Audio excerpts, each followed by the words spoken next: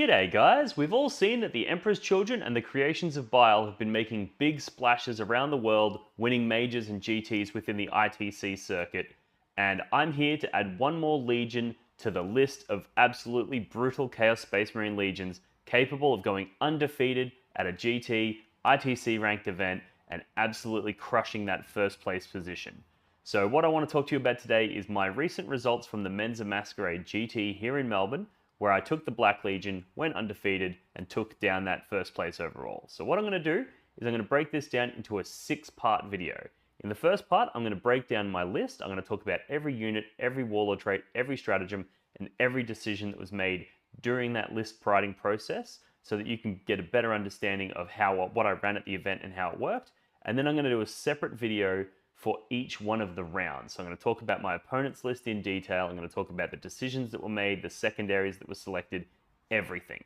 So it's going to be a long mini series of sorts where there's going to be 6 different individual videos so that you can sort of digest it at your own pace. This is just going to be one of them. So if you happen to have not seen the other ones and you might have accidentally stumbled onto a part 2 or a part 3 of this series, make sure you go back to the start so that you can get a bit of an understanding of the list that I ran. And then the other videos will make a little bit more sense when you're looking at the games that we played and how it all sort of worked out on the tabletop. So with that being said, let's just jump straight into this video. Look for the Blood God.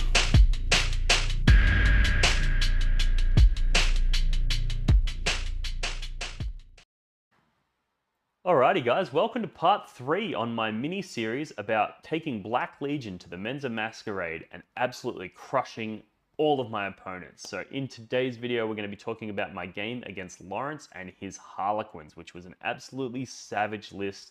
Really, really great guy. Lawrence is one of the risky rollers, so if you want to check out their stuff, they do amazing battle reports. They also run a whole bunch of tournaments down here in Melbourne, so definitely check out the risky rollers guys. They're absolute legends of blokes.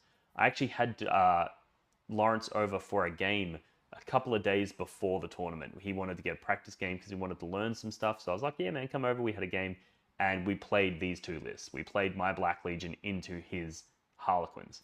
And I absolutely smashed him in the practice game. And I was really upset because almost every single time I beat somebody in a practice game, I almost always get paired into them at the next event. And I almost always lose because I've played them in a practice game. They've learnt what my tricks are. They've learnt what my list does. They can then go away and think about it, come up with plans on how to beat me, and then they come back with a new outlook.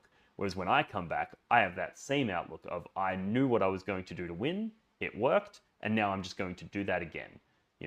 So every time I play someone in a practice game, it ends up biting me in the ass, which is why I actually play for a player that achieves the results I do. I play an alarmingly low amount of practice games. I almost exclusively play in either battle reports or in tournaments, and I use smaller tournaments to practice for larger tournaments.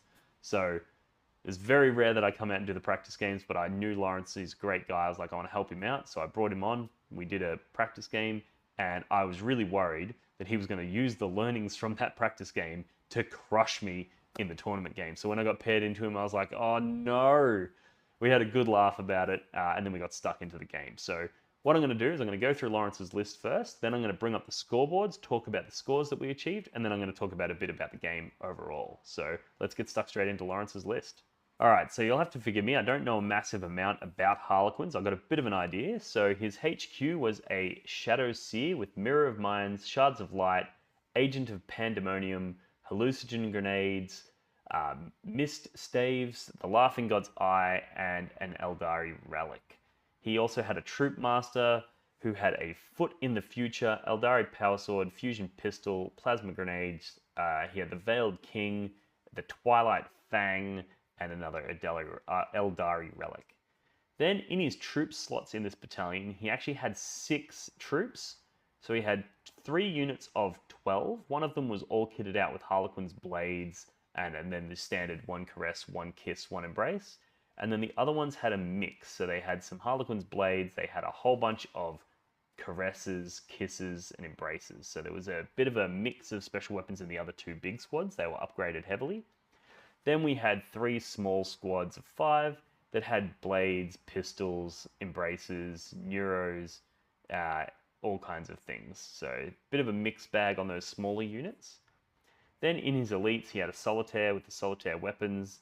Dedicated transports, he had another 5 Star Weavers. So these were housing those little 5-man units and some other stuff in there as well. Then he had a patrol detachment who had a Shadow Seer with Twilight Pathways, Fog of Dreams, Hallucinogen Grenade Launcher, Mirror Architect, Mist Stave, Player of the Twilight Path, Smite, and he had a Champion of the Eldari Stratagem as well. Then he had another troops, which was another unit of Harlequins with similar upgrades, and then a second unit of troops for another 5 Harlequins with blades. So you'll have to forgive me. Most of this, I've tried to reformat his list so that it will fit on the screen because the Harlequin lists can be quite long. So apologies if I've made any errors in that. I don't know Harlequins well enough to make sure that it is formatted correctly. So apologies in advance if there is anything wrong in there. You can find his list in BCP, however, if you need to look into it in more detail. So yeah, basically Lawrence's list was I think he copied it from a recent Oklahoma GT winning list. I can't remember exactly. He did tell me on the day, but like I said in the intro, we were drinking throughout the day for this event, so my memory is a little bit foggy on some of the finer details. But yeah, basically this was a really strong Eldari list that was really, really successful overseas, and he wanted to test it out in the Australian meta. Really, really fast, really, really strong access to secondaries, lots of objective secured bodies, so his ability to take my primary away was really concerning to me. His ability to kill those Terminators is actually quite high. If he sends in one of those fully buffed up troops with all of the upgrades and all the CP, he can actually kill 6 or 7, we figured out, on average, when he charges, even through Illusory Supplication, through, Mutated Invigoration, and through the Black Rune of Damnation. So I was like, God damn it, and he's going to be able to do that really fast. So I'm like, this is a problem game. I actually think this is a challenging game. However, it didn't necessarily turn out to be that challenging of a game.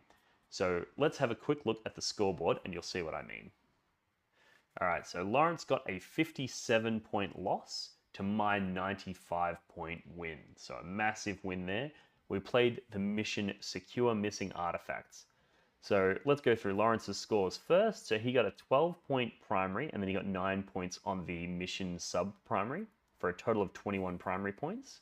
He took a Deadly Performance, which he scored 9 points on, Weave the Veil, which he scored 6 points on, Raise the Banners High, which he scored 11 points on, and then he got his 10 points for Battle Ready. Once again, I'm going off memory with a lot of these scores. I know that his total points were 57. I can see that from looking in BCP. But I am not 100% sure on where those points came from, whether they were primary or whether they were secondaries. And then for me, I got the 95 points. So my primary, I got the full 45, which maxed out. I actually think I got more than 45, but obviously it caps out at 45. And then for secondaries, I took Assassinate, Raise the Banners High for 15, Warp Ritual for 12. So that gave me a total of 95 victory points.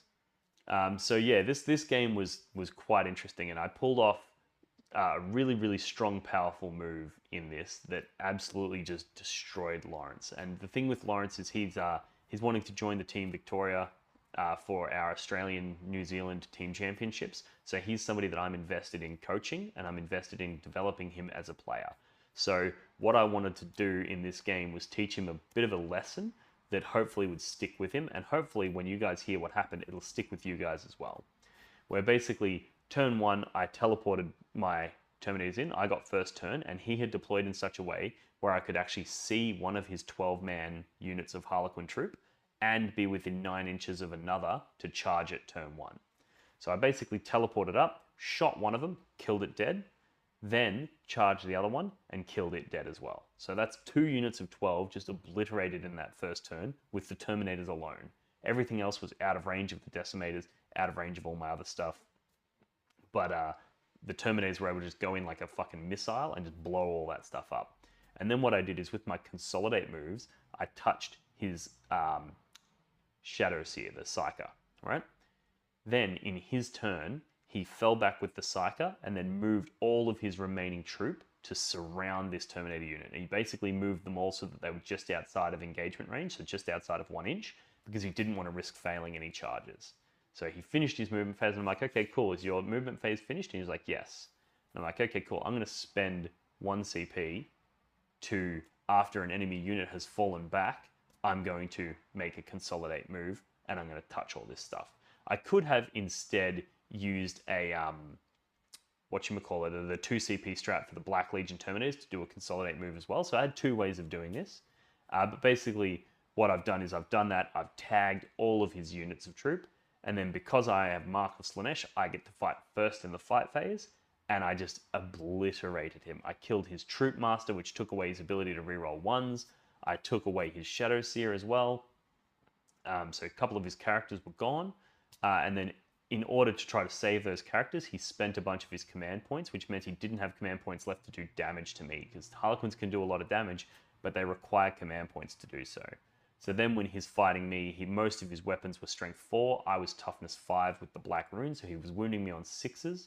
And then a lot of them were relatively low AP weapons as well, so I was getting good saves. And he basically, I don't think he killed any. I think he killed like 2 Terminators maybe, with his whole army throwing at it in his turn. And then in my turn, I was able to fight again and just evaporated everything as well. So he had a few little disparate units that were able to run around, and he still did some pretty good work, scoring some primary, scoring his secondaries, those sorts of things. He was able to sort of flank around me and do a fair bit of stuff, but he just didn't have the legs in his list left to damage the Terminators. And if you let those Terminators run rampant in your backfield, they're going to absolutely destroy everything you have.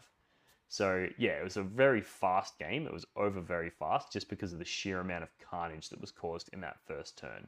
And normally in a tournament game, I probably would have warned my opponent. I probably would have said, hey mate, just so you know, I have a stratagem to heroically intervene with those Terminators, you know? And he would have gone, oh shit, and he would have moved back. But given that I'm a strong believer that the best lessons that you'll learn are the ones that you pay for, you know, the ones that you really suffer for failing. The mistakes that you make hard are the ones that you carry with you and the ones that you learn from. Which is why whenever I'm playing a practice game, I don't want my opponent to let me take things back. If I'm playing a practice game at home and I make a mistake or, you know, whatever, it's like, I don't want you to let me do it again, because then I'm not going to learn the lesson, you know. And the same goes for when I'm trying to coach somebody or when I'm trying to teach somebody on the tabletop.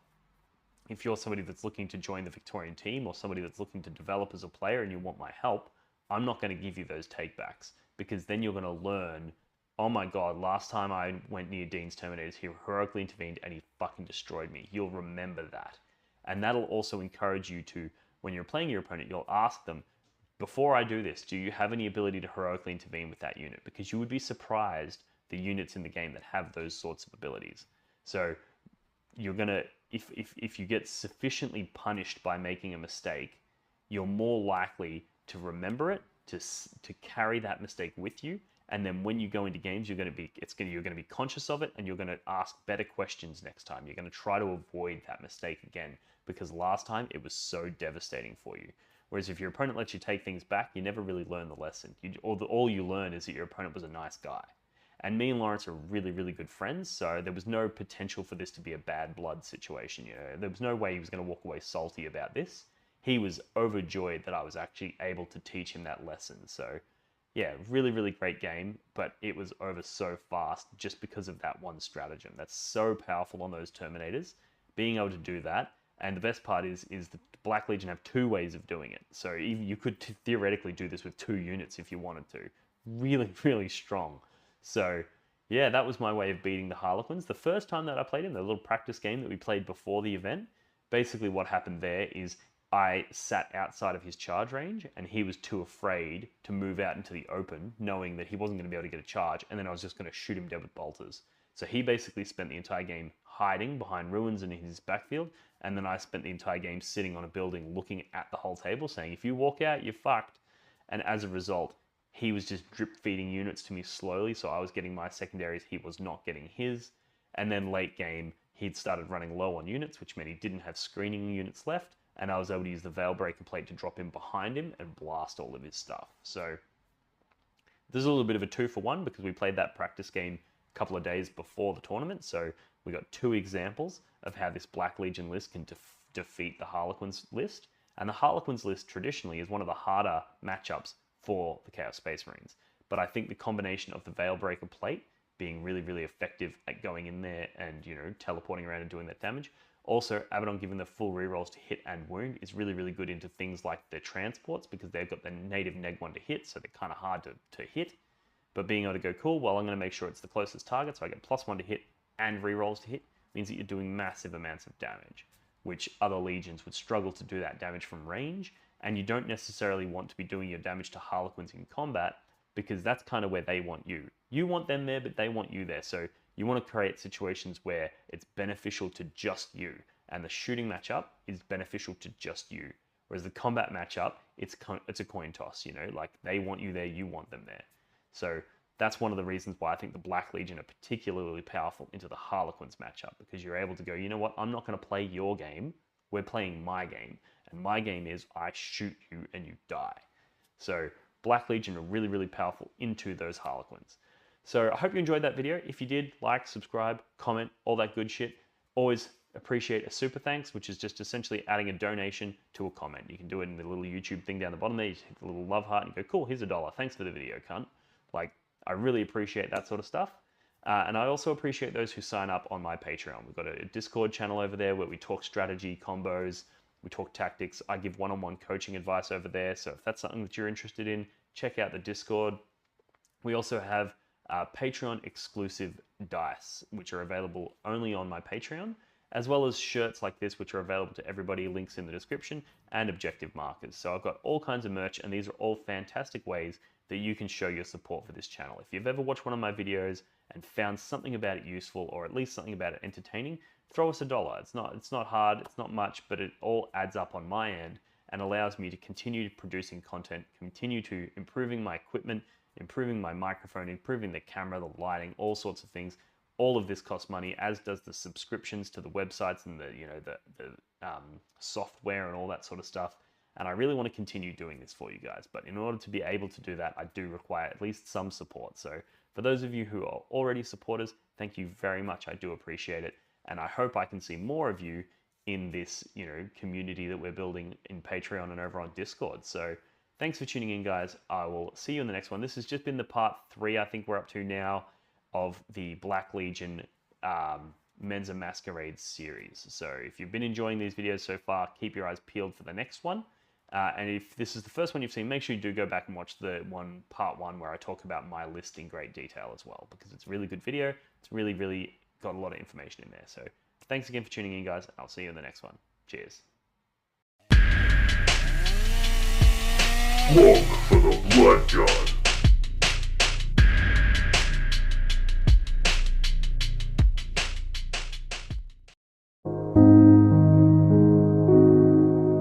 The Warhammer community suffers from some of the most prohibitively expensive essentials in the world, especially Australian content creators. Every single day, Dean wants to create content, but he can't. Suffering from old, worn-out brushes, expensive model kits, and costly software and equipment he can't endure much longer. Just look at this dirty paint water. Would you drink this? Would you let your child? Even a small monthly donation can help provide Dean with clean paint water, basic tools for survival, and access to life-saving information and education. So please, follow the links in the description below and find out how you can sponsor a mad cunt like Dean today and end the suffering. Suffering that is cruel, unsustainable, and your fault.